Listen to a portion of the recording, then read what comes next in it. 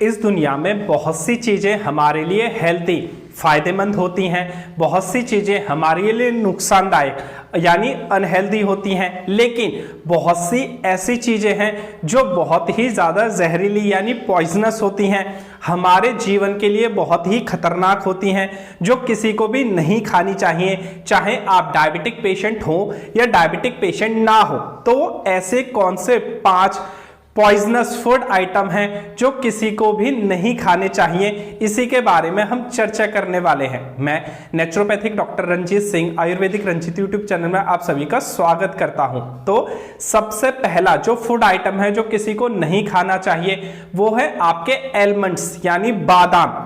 वैसे तो बादाम का जो ग्लाइसेमिक लोड है वो बहुत ही कम होता है, इसलिए बादाम डायबिटिक पेशेंट के लिए बहुत ही फायदेमंद होते हैं। वो डायबिटीज को बहुत अच्छे से कंट्रोल करते हैं, ब्लड शुगर को नॉर्मल रेंज में रखते हैं। लेकिन बादाम 2 प्रकार के होते हैं, मीठे बादाम यानी स्वीट एलमंड्स और कड़वे बादाम यानी बिटर एलिमेंट्स। तो किसी को भी कड़वे बादाम यानी बिटर एलिमेंट्स नहीं खाने चाहिए, क्योंकि इनमें हाइड्रोजन साइनाइड नाम का एक कंपोनेंट पाया जाता है, और आप सभी जानते हैं कि साइनाइड इस दुनिया का सबसे खतरनाक जहर माना जाता है।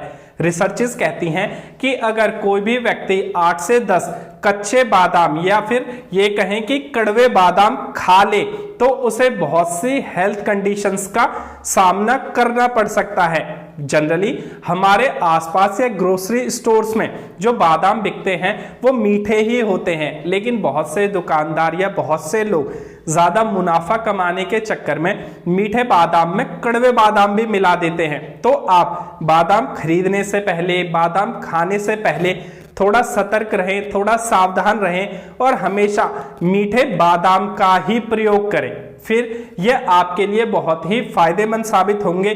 लेकिन आप जब भी बादाम खाएं तो बादाम भिगोकर ही खाएं और उनका छिलका उतार कर ही खाएं। अब दूसरा जो फूड आइटम जो किसी को नहीं खाना चाहिए वो है आपका राजमा।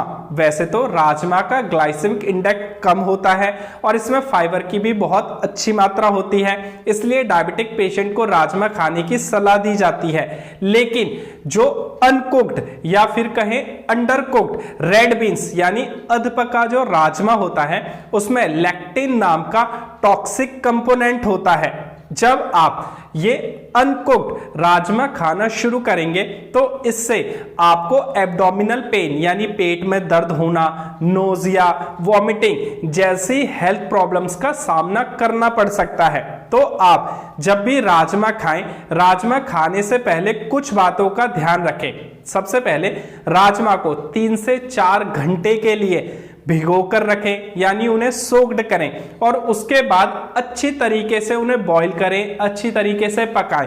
ऐसा करने से उसमें जो लैक्टिन नाम का टॉक्सिक कंपोनेंट है वो बिल्कुल खत्म हो जाता है और उसके बाद राजमा आपके लिए फायदेमंद हो जाता है। इसलिए आप राजमा को खाने से पहले ये सब बातें ध्यान रखें। हाँ, एक इंपॉर्टेंट बात और, ये वीडियो सभी के लिए बनाई जा रही है, चाहे आप डायबिटिक पेशेंट हो या डायबिटिक पेशेंट ना हो, इसलिए इस वीडियो की बातों को आप दूसरे लोगों के साथ भी जरूर शेयर करें ताकि दूसरे लोग भी सेफ रहें, दूसरे लोग भी स्वस्थ रहें। चलिए आगे बढ़ते हैं और जानते हैं अपने तीसरे फूड आइटम के बारे में, तो वो है ब्राउन राइस।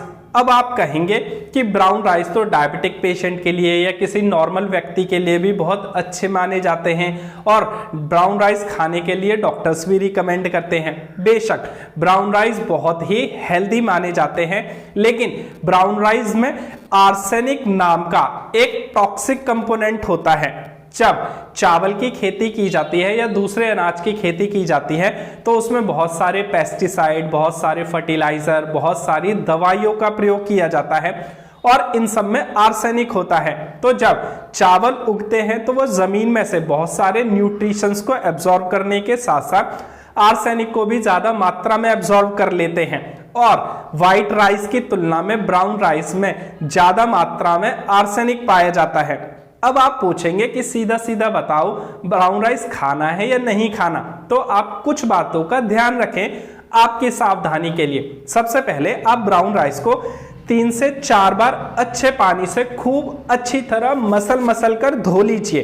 उसके बाद ब्राउन राइस को आधा से 1 घंटे के लिए भिगोकर यानी सोक्ड कर दीजिए और उसके बाद आप ब्राउन राइस को पकाकर खाएं। इससे जो आर्सेनिक की मात्रा है वो खत्म हो जाएगी और फिर जो ब्राउन राइस से आपको हेल्थ बेनिफिट्स मिलने हैं वो भी आपको मिल जाएंगे। चलिए आगे बढ़ते हैं और जानते हैं अपने चौथे फूड आइटम के बारे में जो किसी भी डायबिटिक पेशेंट को या किसी को भी नहीं खाना चाहिए। वो है नटमेग यानी जायफल। हमारे यहाँ भारत में, इंडिया में जो जायफल है वो मसाले के रूप में प्रयोग किया जाता है, लेकिन जायफल में माइरिस्टीसिन नाम का एक टॉक्सिक कंपोनेंट पाया जाता है। तो अगर आप जायफल का ओवरडोज ले लेंगे तो इससे आपको डिजीनेस, चक्कर आना, पल्पिटेशन, हेल्यूसिनेशन यानी बावलापन जैसे सिम्टम्स भी आपकी बॉडी में आपको नजर आ सकते हैं। तो जब भी कोई एक्सपर्ट आपको जायफल का प्रयोग करने के लिए कहे या कोई डॉक्टर कहे या आपने YouTube पर जायफल की कोई वीडियो देखी है तो उसे एक लिमिटेड क्वांटिटी में यानी आधा से 1 ग्राम की मात्रा में ही आप जायफल का खाने में प्रयोग करें। उससे ज्यादा ओवरडोज की मात्रा में आप जायफल का प्रयोग बिल्कुल ना करें, क्योंकि यह आपके लिए खतरनाक साबित हो सकता है। अब बात करते हैं अपने आखिरी और 5वें फूड आइटम के बारे में जो नहीं खाना चाहिए। वो है हरे आलू यानी ग्रीन पोटैटो। इनमें सोलोनेस नाम का एक टॉक्सिक सब्सटेंस पाया जाता है। तो अगर आप हरे आलू का कंजम्पशन करेंगे तो इससे आपको हेडेक, नोजिया, वॉमिटिंग या फिर पैरालिसिस जैसी कंडीशंस का भी सामना करना पड़ सकता है। रिसर्चेस में ऐसा माना जाता है कि अगर कोई भी व्यक्ति 450 ग्राम कच्चे आलू या फिर ये कहें कि हरे आलू का प्रयोग कर ले तो उसको एक सफिशिएंट क्वांटिटी में जो ये टॉक्सिक कंपोनेंट सोलोनेस है ये प्राप्त हो जाएगा, जिससे उस व्यक्ति की डेथ यानी मृत्यु भी हो सकती है। इसलिए आप जब भी आलू खरीदें या जब भी आलू खाएं तो हरे आलू को हमेशा फेंक दीजिए या जिस आलू में हरा हिस्सा हो उसे काट कर निकाल दीजिए और बाकी आलू का आप प्रयोग कर लीजिए।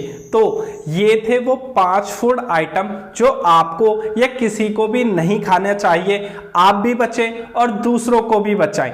आज के लिए इतना ही, मिलते हैं अगली वीडियो में। तब तक अपना ख्याल रखें और खुश रहें।